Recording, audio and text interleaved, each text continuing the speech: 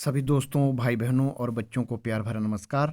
आपका crack all exam YouTube channel में स्वागत है। इस वीडियो में हम पढ़ने वाले हैं रेगुलेटिंग एक्ट 1773 की मुख्य विशेषताएं और एक्ट बनने का कारण। तो सबसे पहले हम ईस्ट इंडिया कंपनी की हिस्टोरिकल बैकग्राउंड जान लेते हैं। हमें पता है कि जो ईस्ट इंडिया कंपनी थी, इसकी स्थापना 31 दिसंबर 1600 ईस्वी में हुई थी और उस वक्त एलिजाबेथ प्रथम ब्रिटेन की साम्राज्ञी थी।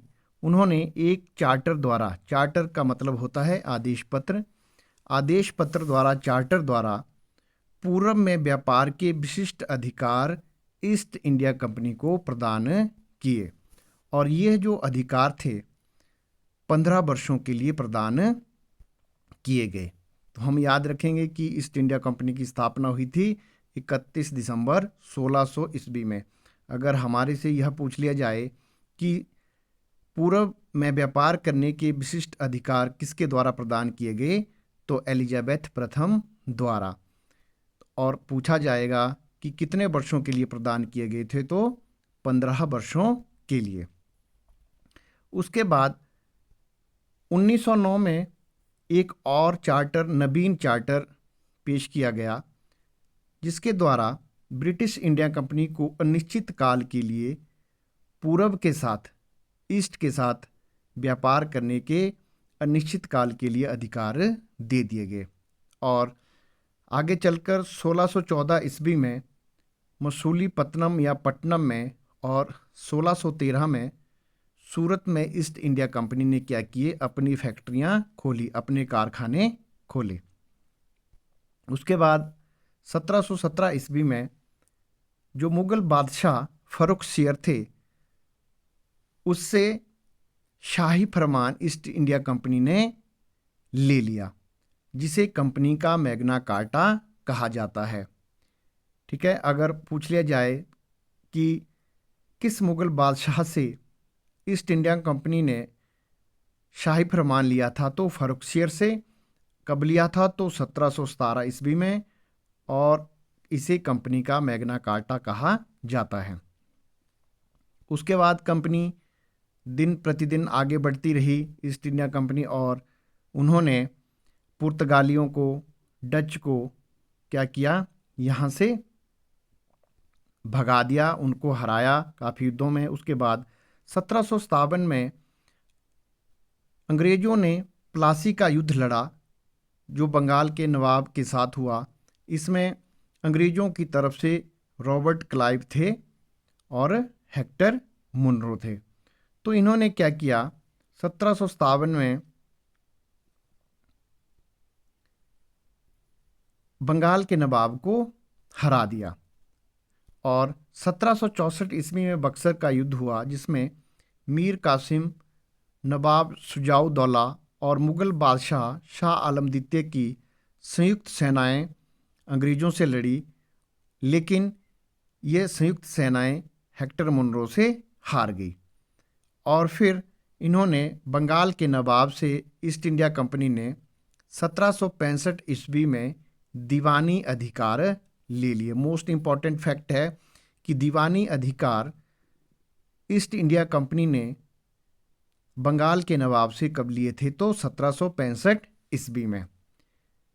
इसके तहत एक इलाहाबाद की संधि हुई, जिसमें रॉबर्ट क्लाइव ने मुगल सम्राट शाह आलम द्वितीय से की थी, जिसके अनुसार मुगल सम्राट शाह आलम द्वितीय ने क्या किया था, दीवानी अधिकार ईस्ट इंडिया कंपनी को दे दिए थे। तो जो ईस्ट इंडिया कंपनी थी, इसको पूर्व में जो व्यापार करने का अधिकार था, ब्रिटिश इंडिया ने या ब्रिटिश इंडिया कंपनी को ब्रिटिश सरकार ने बिना मतलब का ही नहीं दिया था। इसके पीछे ब्रिटिश गवर्नमेंट को 4 लाख ब्रिटिश पाउंड हर साल मिलते थे, यानी कि east India company 4 lakh British pound British सरकार को प्रदान करती थी। इसीलिए इनको क्या था, जो पूर्व में व्यापार का एकाधिकार मिला हुआ था। तो इसके बाद 1766 और 69 के बीच में एंग्लो मैसूर युद्ध हुआ, प्रथम एंग्लो मैसूर युद्ध, जिसके कारण कंपनी को काफ़ी नुकसान झेलना पड़ा, क्योंकि युद्ध का नुकसान ही होता है, फ़ायदा कुछ भी नहीं होता है। और साथ में बंगाल में भूखमरी फैली, जिसके कारण कंपनी की हालत क्या होगी, बहुत खराब होगी। लेकिन साथ ही साथ जो ब्रिटिश इंडिया कंपनी के अधिकारी थे वे बहुत करप्ट हो गए थे। वे खुद का व्यापार करते थे, लेकिन कंपनी क्या कर रही थी, दिन प्रतिदिन डूब रही थी। जिसके कारण क्या हुआ, 1772 ईस्वी में जो ईस्ट इंडिया कंपनी पहले अंग्रेजों को 4 लाख ब्रिटिश पाउंड हर साल देती थी, उसे क्या करना पड़ा, 1 लाख पाउंड का लोन लेना पड़ा। जिसके कारण क्या हो गया, जो अंग्रेज सरकार थी, ब्रिटिश सरकार थी, उसके कान खड़े हो गए। तो उन्होंने क्या किया, ब्रिटिश सरकार ने ईस्ट इंडिया कंपनी को रेगुलेट करने के लिए ब्रिटिश इंडिया कंपनी पर कुछ प्रतिबंध लगाने के लिए 1773 ईस्वी में एक एक्ट लाया, जिसको रेगुलेटिंग एक्ट के नाम से जाना जाता है। तो इस रेगुलेटिंग एक्ट की मुख्य विशेषताएं थी कि इसमें ईस्ट इंडिया कंपनी EIC के कार्यों को नियमित और नियंत्रित करने के लिए ब्रिटिश सरकार द्वारा यह पहला कदम उठाया गया था। इससे पहले इन पर कोई प्रतिबंध नहीं था, लेकिन जब ईस्ट इंडिया कंपनी की हालत खराब हुई, इनके रेवेन्यू गिरता गया, इनको लोन लेना पड़ा, तो जो ब्रिटिश सरकार थी, इन्होंने ईस्ट इंडिया कंपनी को रेगुलेट करने के लिए, बूस्ट करने के लिए रेगुलेटिंग एक्ट लाया और इनके कार्यों को नियमित और नियंत्रित कर दिया। और रेगुलेटिंग एक्ट के तहत जो कंपनी के जो प्रशासनिक काम थे और राजनीतिक कार्य जो थे, काम थे, उनको क्या दिया, मान्यता प्रदान कर दी। तथा ईस्ट इंडिया कंपनी का जो ये रेगुलेटिंग एक्ट था, इसके अनुसार भारत में केंद्रीय प्रशासन की नींव रखी। अगर प्रश्न पूछ लिया जाए कि भारत में केंद्रीय प्रशासन की नींव किस एक्ट के तहत रखी गई, तो रेगुलेटिंग एक्ट 1773। और बंगाल का जो गवर्नर हुआ करता था, उसको क्या बना दिया गया, बंगाल का गवर्नर जनरल बना दिया गया। और बंगाल के गवर्नर जनरल की सहायता के लिए क्या किया गया, एक 4 सदस्यीय कार्यकारी परिषद बनाई गई, जो क्या करती थी, सभी फैसलों का निर्णय लिया करती थी। तो ये जो 4 कार्यकारी परिषद के सदस्य थे और एक गवर्नर जनरल थे, तो टोटल ये किसी एक्ट या बिल पर क्या करते थे, वोटिंग किया करते थे। लेकिन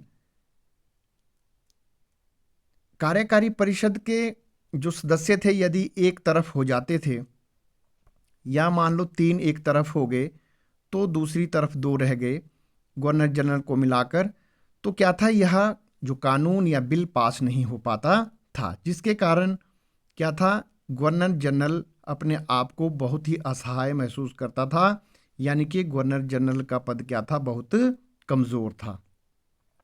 जिसके कारण आगे पिट्स इंडिया एक्ट और एक्ट ऑफ सेटलमेंट भी लाया गया था। लेकिन जो ये फैसला या जो एक्ट होता था, उसकी जो जवाबदेही होती, किसकी होती थी, गवर्नर जनरल की होती थी। लेकिन फैसला कौन लेती थी, कार्यकारी परिषद लेती थी। तो बंगाल का गवर्नर जनरल बना दिया गया, लेकिन और इसकी शक्तियां क्या थी, सीमित थी। तो जो पहले गवर्नर जनरल थे, वो कौन बने थे, वॉरेन हेस्टिंग्स बने थे। साथ ही 1773 के रेगुलेटिंग एक्ट ने जो मुंबई और मद्रास के गवर्नर थे, उनको भी बंगाल के गवर्नर के जनरल के अधीन कर दिया गया, जबकि पहले अलग अलग हुआ करते थे सभी।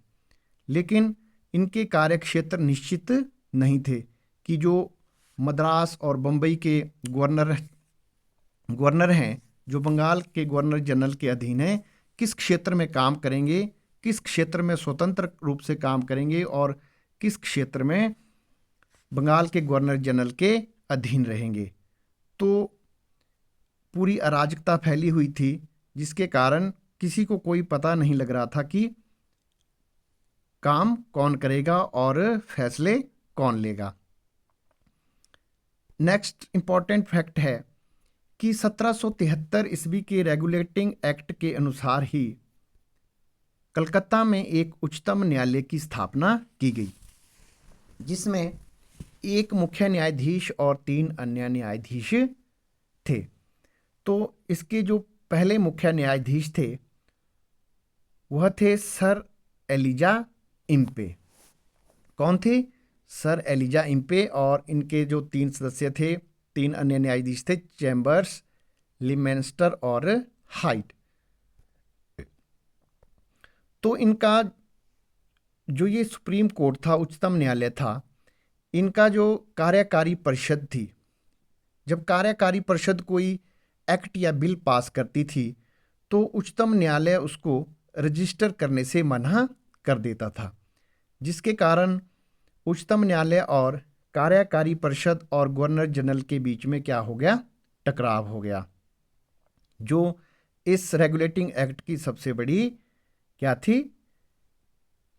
कमजोरी थी। नेक्स्ट इंपॉर्टेंट पॉइंट है कि निजी व्यापार और भारतीय लोगों से क्या किया गया?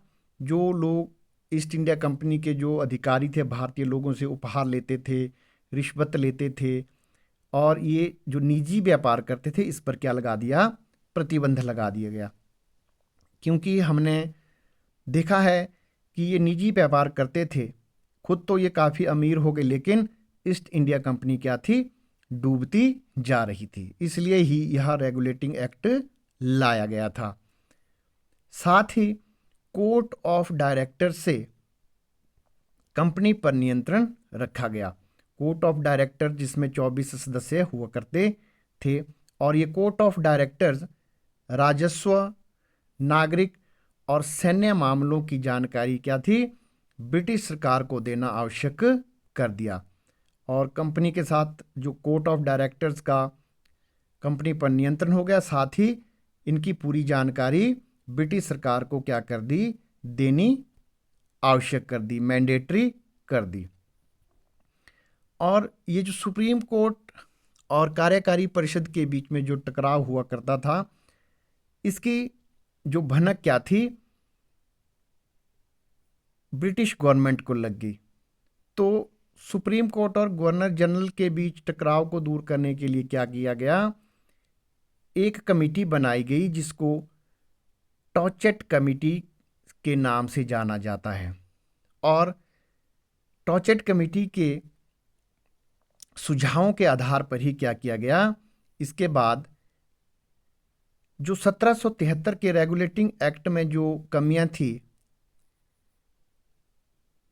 उसको दूर करने के लिए एक्ट ऑफ सेटलमेंट लाया गया। हमने कमियां पढ़ी कि सबसे पहली कमी ये तो यह थी कि जो बम्बई और मद्रास के गवर्नर थे, उनका जो कार्य क्षेत्र था निश्चित नहीं था कि किस क्षेत्र में वे स्वतंत्र हैं और किस क्षेत्र में वे बंगाल के गवर्नर जनरल के अधीन हैं। दूसरा था कि जो सुप्रीम कोर्ट थी और जो कार्यकारी परिषद थी, उनका आपस में टकराव होता रहता था।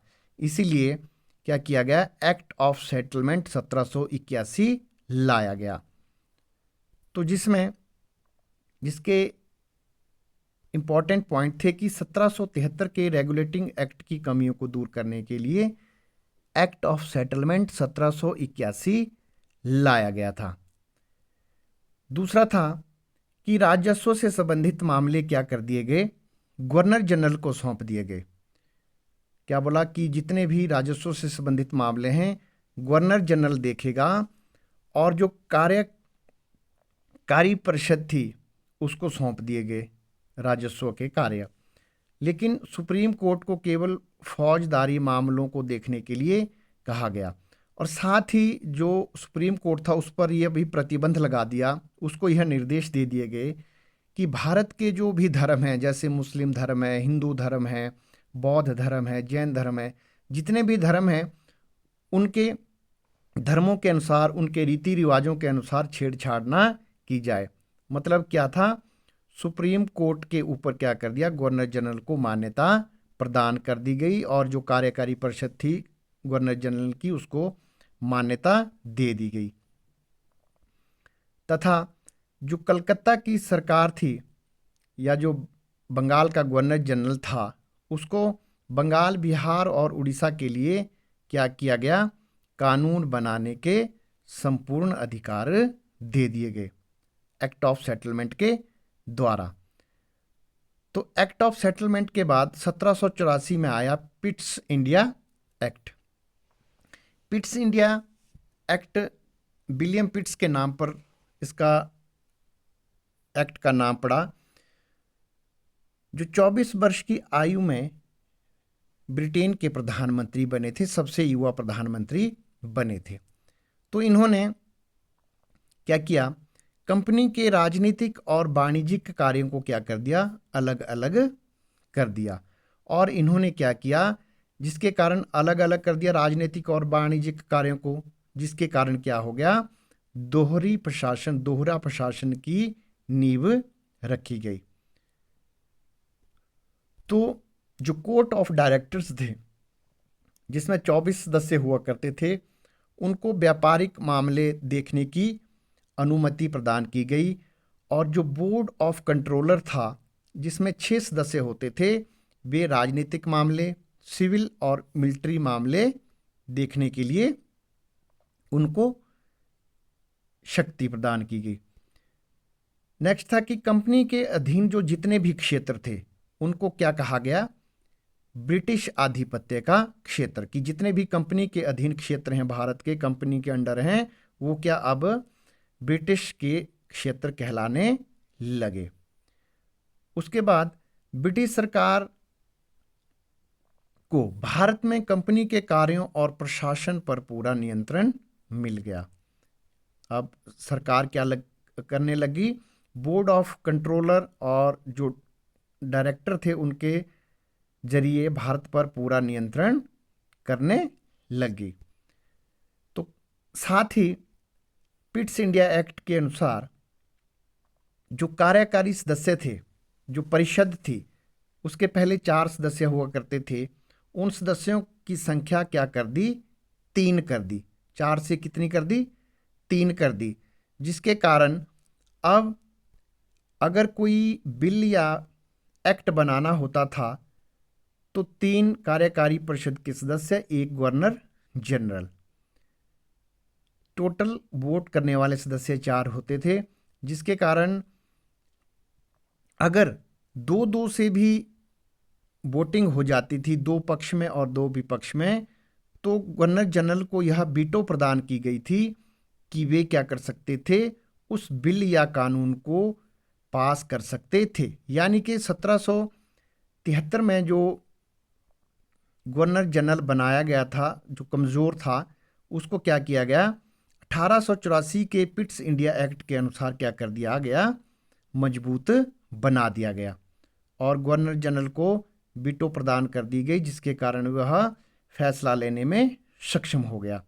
तो ये थे regulating act 1773, act of settlement 1781 और पिट्स इंडिया एक्ट 1784 की कुछ मुख्य विशेषताएं जो सभी प्रकार के एग्ज़ामों में पूछे जाती है। और आज का वीडियो हम यहीं तक ही पढ़ाई करेंगे। अगर आपको यह वीडियो पसंद आई हो, आपको जानकारी अच्छी लगी हो या इसमें कुछ और कमी लगी हो, तो आप कृपया करके कमेंट में लिख सकते हैं। मिलते हैं अगली वीडियो में। अगर आपको वीडियो पसंद आई हो तो कृपया करके चैनल को सब्सक्राइब करें, चैनल को लाइक करें और शेयर करें। आपका वीडियो देखने के लिए धन्यवाद। जय हिंद, जय भारत।